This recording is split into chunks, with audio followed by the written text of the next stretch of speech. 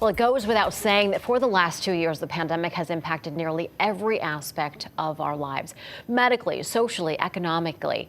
And one industry that really felt the pinch is our local restaurants.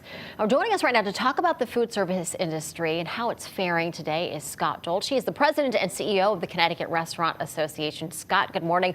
Thanks for being with us. Can you believe it's been 2 years? No, thanks for having me. Yeah, it's hard to believe that it's been 2 years where, obviously our industry is still standing, but, hoping to start recovery here sooner rather than later. Yeah, how are they doing right now in terms of bouncing back from the pandemic? Yeah, I mean, they're still struggling. I think perception doesn't equal reality right now. I think, you see a busy Friday and Saturday night, but a lot of restaurants aren't open on maybe Monday, Tuesday, Wednesday right now with worker shortage challenges. Inflation and food supply issues is real. So, just looking at these restaurants, hoping that the spring brings a little bit more relief for them, and hoping that we can really start a recovery, which is what they've needed here the last 2 years. And what do you think it's going to take for the industry to fully recover? And do you think that enough has been done supportive-wise, from the state level, from the federal level? Is there any legislation that you would like to see done to support restaurants even more? No, it's a great question. I think there can always be a little bit more that could be done. I mean, we're the heart of small businesses, as everyone knows. Yeah. Federally, I think there's more funding to be had. State level, we're continuing to work with the governor and legislator leaders here in this session, hoping to try to do a little bit more. And our customers in Connecticut have been phenomenal. And we hope, that we have an early spring. This weather starts to turn here, and we're looking to expand outdoor dining with a piece of legislation, hopefully later this week or the week after, to allow the restaurants to go back outside again for a third year, to benefit them, because they're going to need it. They're going to need every little bit of help to relieve that 2 years of debt they've been carrying.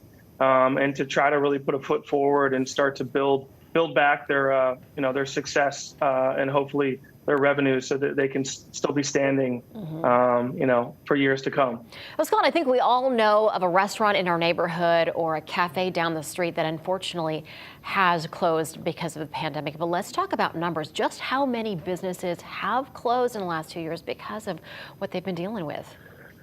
Yeah, we know well over 600, probably the numbers even ticked higher, closed a lot during the heart of the beginning first year of the pandemic. We haven't seen as many, don't get me wrong, and a few that have closed recently.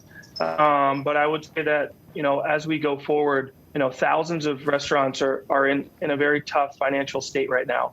And I do worry about, the next few months, what is going on around the world and how it affects our businesses, and making sure that we do everything in our power to make sure they have the support that's needed so they don't have to close their doors. And it's not just, and every single restaurant is struggling. And I continue to ask for the people of Connecticut to support them any way they can.